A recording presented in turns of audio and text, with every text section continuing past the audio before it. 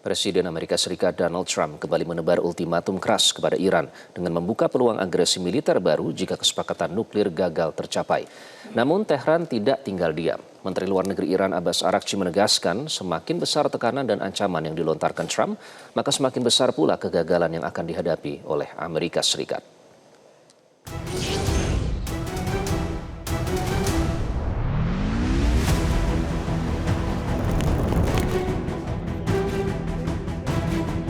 Ketegangan antara Amerika Serikat dan Iran kembali memanas pasca pertemuan bilateral dengan Presiden China Xi Jinping. Presiden Amerika Serikat Donald Trump lagi dan lagi melontarkan ancaman keras kepada Iran dengan membuka kemungkinan agresi militer baru jika kesepakatan nuklir gagal tercapai.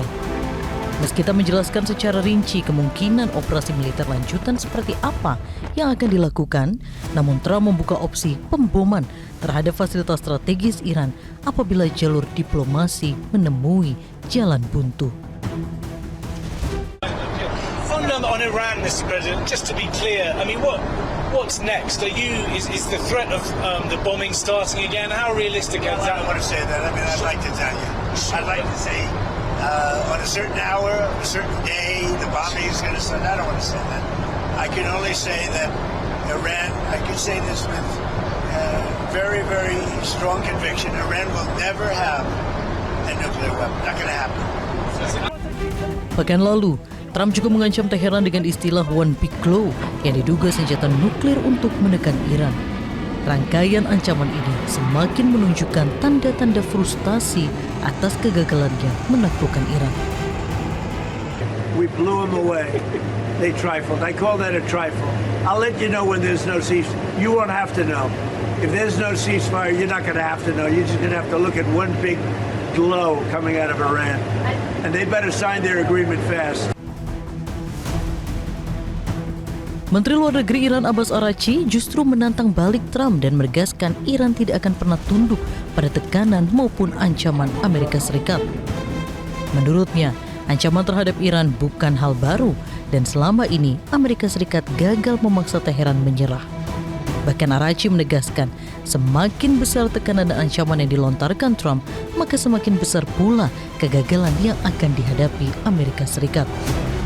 ایران در مقابل تهدیدها محکم میسته، سرخم نمیکنه. این رو دیدن، تجربه کردن، 40 روز با ما جنگیدن، نتیجهش رو دیدن. ایران در مقابل فشارها مقاومت میکنه. در این حال کسانی که با زبان احترام با ایران صحبت بکنن با همون زبان بهشون پاسخ داده میشه. بنابراین راه در تهدید کردن نیست. هرچی بیشتر تهدید بکنن نتیجه جز ناکامی براشون به دنبال نخواهد داشت. Situasi ini menandakan ketegangan Amerika Serikat dan Iran kembali memasuki fase panas di tengah kekhawatiran dunia terhadap potensi pecahnya konflik baru di kawasan Timur Tengah. Lalu, apakah ancaman Trump kali ini hanya perang urat saraf atau justru menjadi awal eskalasi baru? Kalau menurut hemat saya, wawancara yang dilakukan di atas Air Force One itu adalah lebih bersifat retorik ya, dengan maksud untuk memberikan tekanan kepada Iran agar segera mensetujui terms and condition yang ditetapkan mengenai hak untuk mengembangkan apa yang dinamakan peaceful uses of nuclear energy yang dijamin oleh artikel 4 dan artikel 3 dari NPT. Dan kemudian tentu berkaitan dengan Selat Hormuz.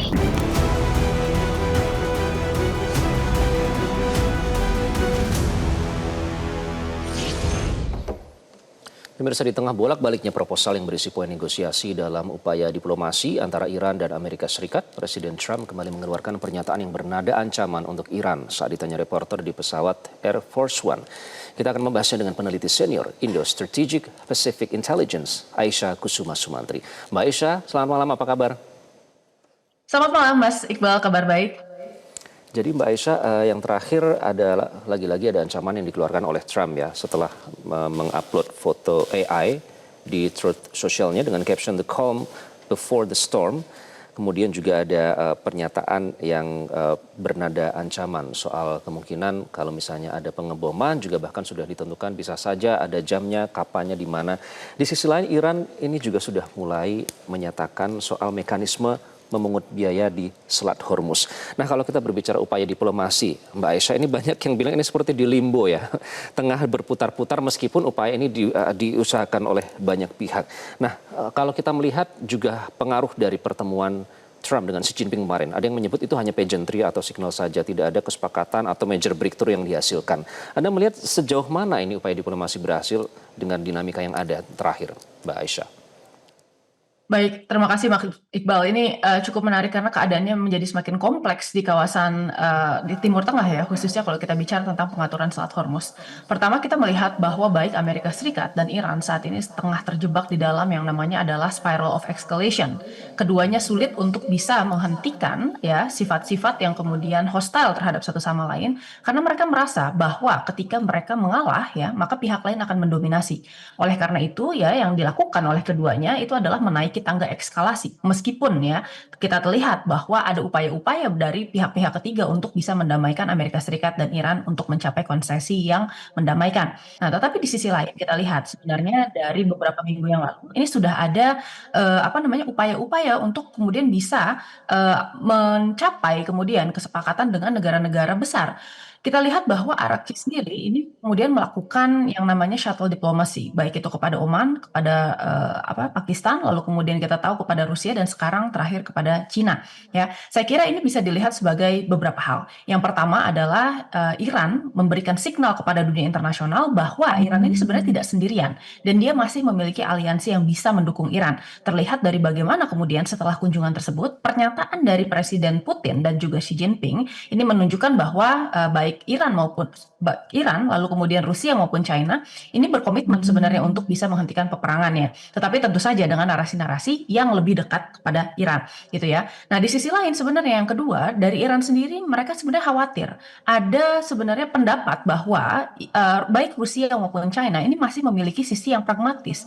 Jadi secara DNA politik memang Rusia dan China ini dekat dengan Iran. Mereka sama-sama negara yang revisionis dan bertentangan dengan status quo hegemon di dunia internasional yaitu Amerika Serikat. Tetapi di sisi lain Iran tahu betul bahwa di JCPOA di tahun 2015 pihak yang kemudian di-approach oleh Amerika Serikat untuk bisa mendorong Iran menandatangani deal tersebut adalah kedua negara tersebut. Oleh karena itu ya Iran berusaha untuk kemudian mempatenkan dukungan baik itu dari China maupun dari Rusia untuk bisa tetap mendukung ya posisi Iran di dunia internasional. Dan saya rasa Donald Trump pun memahami hal tersebut. Oleh karena itu sebenarnya ada phone call yang kemudian dilakukan oleh Donald Trump selama 90 menit bersama dengan Presiden Rusia ya, Presiden Putin. Lalu kemudian terakhir kita juga tahu bahwa pertemuan di Cina ini yang seharusnya awalnya ini membahas mengenai purely tentang ekonomi, bisnis ya, investasi dan lain-lain, ini pasti akan membicarakan permasalahan Iran karena yang namanya geopolitik dan geoekonomi di dunia saat ini tidak bisa ya dipisahkan antara satu sama lain. Oleh karena itu sepertinya memang ada deal-deal tertentu yang memang tidak dibuka ke publik mengenai pembicaraan terkait masalah Iran dan Oke. jadi yang diinginkan sesungguhnya adalah Donald Trump sendiri berusaha untuk menciptakan ya image bahwa Amerika Serikat terlihat victorious agar seolah-olah sebenarnya dia memiliki bargaining position. Meskipun di sini kita tahu bahwa Xi Jinping ini memiliki posisi tawar yang sebenarnya jauh lebih besar. Mbak Aisyah, kita sekarang membahas soal ancaman-ancaman yang dikeluarkan oleh Trump ya. Ini mungkin kita bisa bikin listnya begitu saking banyaknya ancaman yang dikeluarkan. Term-term yang digunakan, the calm before the storm, terus one big blow yang mungkin reference ke nuklir, kemudian very bad time. Nah ini kan sebenarnya bisa dibilang tidak produktif ya kalau dalam upaya negosiasi. Sementara kita kalau lihat pernyataan yang dikeluarkan pihak Iran lebih kepada penegasan bahwa poin-poin yang harus disepakati jika memang ingin terjadi perdamaian. Nah, Anda melihat ini akan seperti apa ke depannya? Apakah ini akan mempengaruhi hasil dari diplomasi atau memang ya sudah itu memang Trump seperti itu dalam mengeluarkan pernyataan, Mbak Aisyah? Ya, ini cukup menarik sebenarnya Mas Iqbal, karena kalau kita lihat sebenarnya pernyataan Trump ini bukan sama sekali random, tetapi sebenarnya ada polanya. Jadi Trump ini ingin mengenal dirinya sebagai sebuah deal maker kan, tetapi cara dia membuat deal ini yang sebenarnya agak kontroversial. Pertama, Trump ini selalu melontarkan sebenarnya sebuah pernyataan kontroversial. Yang kedua, membiarkan kemudian efek dari pernyataan kontroversialnya itu beredar di masyarakat, sink in efeknya. Dan yang ketiga, ketika negara lain ini berusaha untuk kemudian menegosiasi, Trump tiba-tiba menarik pernyataan tersebut dan kemudian melontarkan pernyataan yang sesungguhnya ingin dinegosiasikan. Dan itu selalu terjadi. Kadangkala kalau kita lihat ini efektif di dalam kemudian perdagangan, tetapi permasalahannya hal ini juga akan mengerosi ya kepercayaan dari pihak yang diajak bernegosiasi. Berarti kan pernyataan-pernyataan yang disebutkan oleh Donald Trump seringkali ini bukan merupakan sesuatu yang kemudian terjadi di lapangan dan tidak konsisten dengan apa yang kemudian diinginkan sesungguhnya oleh Amerika Serikat gitu. Nah, dalam hal ini saya kira di sini Iran ini sudah mengerti betul mengenai masalah hal ini. Dan ditambah lagi sebenarnya ada trust deficit juga yang dirasakan oleh Iran, terutama karena sejak beberapa kali bernegosiasi ya, apakah itu di JCPOA di tahun 2015 ataukah pada perjanjian kemudian waktu itu pembicaraan tentang nuklir pasca perang 12 hari itu di tahun 2025, itu Amerika Serikat selalu walk out. Oleh karena itu sebenarnya dari Iran sendiri dia kan menginginkan adanya negara garantor untuk bisa menjamin bahwa Amerika Serikat ini tidak melanggar apa yang sudah disepakati sebagai konsesi di antara Iran dan Amerika Serikat di masa depan. Masalahnya sulit untuk mencari negara garantor. Saat ini yang kemudian diajukan namanya itu adalah yang pertama, itu kita bicara tentang China. Yang kedua itu adalah Rusia. Dan yang ketiga ini kemungkinan mungkin tidak diajukan oleh Iran tetapi bisa menjadi kandidat itu adalah Inggris dan kemudian Prancis sebagai negara P5 gitu. Jadi saya rasa memang saat ini sulit untuk mempercayai apapun itu kalimat Donald Trump. Nah, betul tadi kata Mas Iqbal bahwa ini akan menjadi tidak produktif. Apalagi kalau sudah menyangkut ya ancaman-ancaman mengenai nuklir. Kenapa? Karena spesifik kalau mengenai nuklir ini akan bicara tentang yang namanya adalah mutually assured destruction. Sebuah doktrin dari perang nuklir yang menyatakan bahwa ya negara yang kemudian tidak memiliki nuklir itu akan kalah telak dibandingkan negara yang memiliki nuklir. Oleh karena itu sebenarnya ini akan mendorong lebih jauh keinginan Iran untuk membangun program nuklir lebih jauh sehingga Iran setidaknya bisa memiliki kapasitas untuk melakukan serangan balik apabila ya ancaman-ancaman terkait nuklir tersebut juga sudah dilakukan. Karena sampai saat ini kita juga tahu bahwa dari salah satu kemudian staf senior di Gedung Putih yang menyatakan bahwa Trump saat kemudian rapat itu sempat meminta kode nuklir meskipun akhirnya tidak diberikan oleh staf-stafnya tersebut.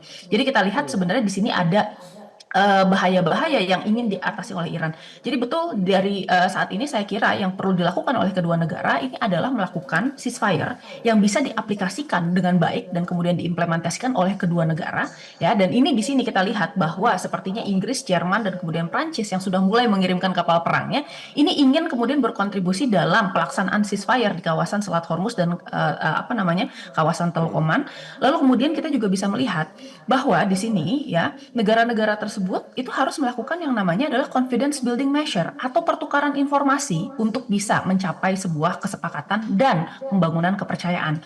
Karena tanpa itu apabila nih ya kedua negara masih panas terjebak dalam spiral of escalation, yang terjadi adalah kedua-duanya akan tetap melakukan eskalasi di masa depan sehingga ya meskipun dipaksa untuk duduk di meja negosiasi, keduanya masih panas dan masih tidak akan bisa bernegosiasi serta berkompromi terkait red line yang dimiliki oleh masing-masing. Oke. Meskipun ada pernyataan dari Macron ya, yang menyebut bahwa menerjunkan kapal perang itu bukan untuk any offensive tapi untuk defensif begitu, tapi bisa jadi itu upaya untuk memberikan turut berkontribusi untuk menjamin keamanan di kawasan. Mbak Aisyah tadi kan menarik poin soal Arakci yang terus melakukan upaya diplomasi, melakukan pertemuan langsung dan juga percakapan telepon dengan negara-negara sampai saat ini yang masih terus dilakukan. Nah, ada pernyataan dari Arakci pada saat bertemu dengan Menlu-Menlu di BRICS di situ bahwa Dewan Keamanan PBB ini tidak efisien dalam mencegah agresi dan tindakan sepihak yang dilakukan oleh Amerika Serikat. Nah, yang dilakukan oleh Iran saat ini adalah mekanisme yang mewakili seluruh benua dan kawasan di dunia untuk membangun kredibilitas multilateralisme. Nah, kalau kita melihat pernyataan itu kan ini artinya sudah lelah atau sudah mungkin muak ya dengan hegemoni Barat yang seolah-olah bisa mendikte atau menentukan nasib atau bahkan interfere kedaulatan negara lain. Nah, Anda melihat pernyataan Arakci ini akan seperti apa? Apakah akan ada dampaknya, Mbak Aisyah? Iya, mungkin saya mengomentari sedikit Mas Iqbal terkait pernyataan masalah kapal perang itu ya. Karena memang ya dari awal sebenarnya turunnya kemudian kapal-kapal dari negara-negara Eropa dan kemudian mungkin ya upaya bersama dan konsesi dari 50 negara lainnya itu hanyalah sebatas kemudian mempertahankan sebenarnya status damai ketika ceasefire yang sudah tercapai. Jadi ini bukan untuk membantu Amerika Serikat, tetapi tadi ya mengenforce ceasefire ketika itu sudah diimplementasikan dan memastikan ada safe passage di sana. Gitu. Jadi ini cukup menarik kalau kita lihat karena di sini Eropa ini tidak memposisikan dirinya sebagai aliansi Amerika Serikat, tetapi sebagai ya sebenarnya sebuah garda untuk melindungi kepentingan masyarakat internasional. Nah, lalu kemudian tadi terkait masalah pernyataan-pernyataan Aracci ya, terkait masalah dunia internasional dan kemudian sistem multilateralisme, pernyataan ini sebenarnya sudah diutarakan dan ini menjadi salah satu diskusi yang berkali-kali saat ini dilontarkan baik itu oleh kaum profesional pemerintahan maupun kemudian kaum akademisi. Karena satu hal yang terlihat ya DKPBP ini seringkali memang tidak efektif di dalam memproduksi mandat-mandat tertentu. Nah, dan hal ini sebenarnya tidak hanya kemudian dikeluhkan oleh negara-negara ya baik itu negara yang kemudian sifatnya adalah middle power maupun kemudian ini negara besar juga. Karena Amerika Serikat sendiri sebagai salah satu proponen dari sistem internasional yang kita kenal sekarang menganggap sebenarnya P5 ini saat ini sebagai hambatan. Karena dengan adanya sistem check and balance dari negara-negara lain khususnya yang memiliki posisi berseberangan dengan Amerika Serikat seperti misalnya China dan Rusia gitu ya. Amerika Serikat menganggap bahwa dirinya tidak bisa melakukan ya keputusan-keputusan kebijakan luar negeri dengan cara yang kemudian unilateral sehingga perlu ya dia mencari sebuah cara untuk bisa melaksanakan hal tersebut gitu. Nah, di sini kita lihat juga dari negara-negara Eropa ini merupakan salah satu negara yang berusaha sebenarnya clinging desperately dengan sistem internasional yang ada saat ini, berusaha untuk kemudian menegakkan rule based order ya atau tatanan dunia berbasis peraturan, lalu kemudian tetap berusaha untuk kemudian mendorong multilateralisme, tetapi permasalahannya ketika main proponennya sendiri sudah tidak percaya kepada status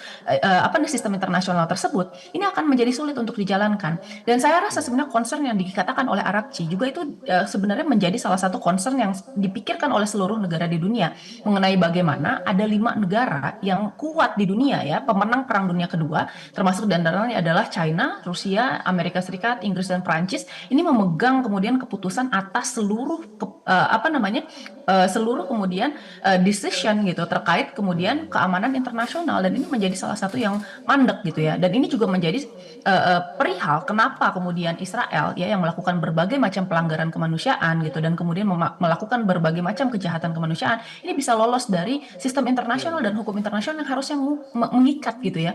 Nah, ini berarti menjadi salah satu tantangan gitu. Pertanyaannya adalah bagaimana kemudian sistem internasional dapat beradaptasi dari sini. Apakah kemudian di DKPBB ini perlu menginklusi negara-negara lain dan kemudian memperbaiki sistem veto ataukah ada jawaban lain yang kemudian kita bisa dapatkan dari sana? Itu merupakan sebuah misteri yang sebenarnya harus dijawab bersama-sama. Apalagi kalau berulang kali internasional itu dilecehkan ya, pelanggaran juga terhadap gencatan senjata dan korbannya lagi-lagi warga sipil. Mbak Esha, terakhir, menarik ada kesamaan nada antara pernyataan yang dikeluarkan oleh jubir parlemen Iran, Mohammad Bakir Kalibaf, dengan Presiden China Xi Jinping ya, soal tatanan dunia baru. Ini Kalibaf menyebutkan dunia tengah menuju tatanan dunia baru setelah 70 hari perlawanan, masa depan saat ini milik Global South. Nah, sebelumnya Xi Jinping juga menyatakan ada transformasi yang tidak terlihat dalam 1 abad terakhir yang berjalan lebih cepat di seluruh dunia. Dan Kalibaf seolah sepakat ini perlawanan yang dilakukan 70 hari mempercepat transformasi ke tatanan dunia baru ini. Anda sepakat dengan itu, Mbak Aisyah? Ya, mau tidak mau memang saya sepakat dengan itu. Karena kita lihat bahwa ketika sistem internasional kemudian berjalan ya dan beberapa kemudian lembaga riset ini sudah melakukan trajectory study sebenarnya. Ini berdasarkan misalnya kayak perkembangan ekonomi ya Amerika Serikat dan kemudian China. Ketika kita lihat pertumbuhan China ini per tahun ekonominya itu sekitar 5-7% dibandingkan dengan misalnya pertumbuhan ekonomi Amerika Serikat yang stagnan sekitar 1-2%. Trajektorinya menunjukkan bahwa di tahun 2035 sampai 2045 kemungkinan ya jarak kekuatan ekonomi di antara Amerika Serikat dan Cina itu akan tertutup. Termasuk di antaranya adalah kekuatan militer itu kira-kira di tahun 2045 itu akan sama gitu ya. Ini kan menandakan sebenarnya ada pergeseran yang halus di sana. Tetapi ya ini masih membutuhkan waktu sekitar 10 tahun untuk sampai di sana. Perang ini membuka sebenarnya jalur percepatan untuk kemudian ya transisi hegemoninya berjalan dengan lebih cepat. Karena apa? Karena kita tahu bahwa di dalam perang ini Amerika Serikat itu memberikan sebenarnya kekuatannya dan perhatiannya secara ekstra. Kalau kita bandingkan ya, Amerika Serikat ini kan sudah menghabiskan sekitar 50% dari total munitionnya. Dan ini data yang sudah dipublikasikan oleh CSIS Amerika Serikat serta kemudian dipublikasikan kembali oleh New York Times gitu. Sehingga kemudian Amerika Serikat ini sebenarnya kesulitan untuk menjaga pivot-pivotnya di wilayah lain, termasuk diantaranya adalah di kawasan Indo-Pasifik dan kemudian di kawasan Eropa gitu ya, dua kawasan yang sebenarnya strategik untuk Amerika Serikat. Karena satu, kita tahu bahwa rising power baru itu China ada di kawasan Asia, dan kemudian di Eropa ini kita tahu ada aliansi Amerika Serikat. Jadi ketika kemudian perhatian Amerika Serikatnya terpusat kepada Timur Tengah, dan kemudian Amerika Serikat menghabiskan hampir dari setengah stockpile munitionnya, saya kira itu akan menguras sebenarnya kemampuan Amerika Serikat. Dan ada yang namanya adalah hegemonic cycle theory, di mana kemudian setiap hegemon itu akan jatuh dalam waktu 100 tahun. Mungkin Amerika Serikat sekarang sedang masuk ke dalam masa-masa di mana dia declining atau menurun ya. Karena Amerika Serikat ini sudah menikmati sekitar 80 tahun dari hegemon di dunia internasional, dan sekarang 20 tahun sisanya, saya kira Amerika ini akan tetap menjadi salah satu negara great power di dunia. Meskipun nanti akan ada poros-poros lain yang bermain, di antaranya adalah China, Rusia, dan kalaupun misalnya Iran berhasil mendapatkan senjata nuklir dan mendapatkan konsesi dari perang ini yang menguntungkan Iran, ada kemungkinan bahwa Iran ini akan menjadi poros dunia keempat. Baik. Meneliti senior Indo Strategic Pacific Intelligence, Mbak Esha, terima kasih ya sudah bergabung dan memberikan analisis yang komprehensif untuk Prime Time News. Jelajahi cara baru mendapatkan informasi. Download Metro TV Extend sekarang.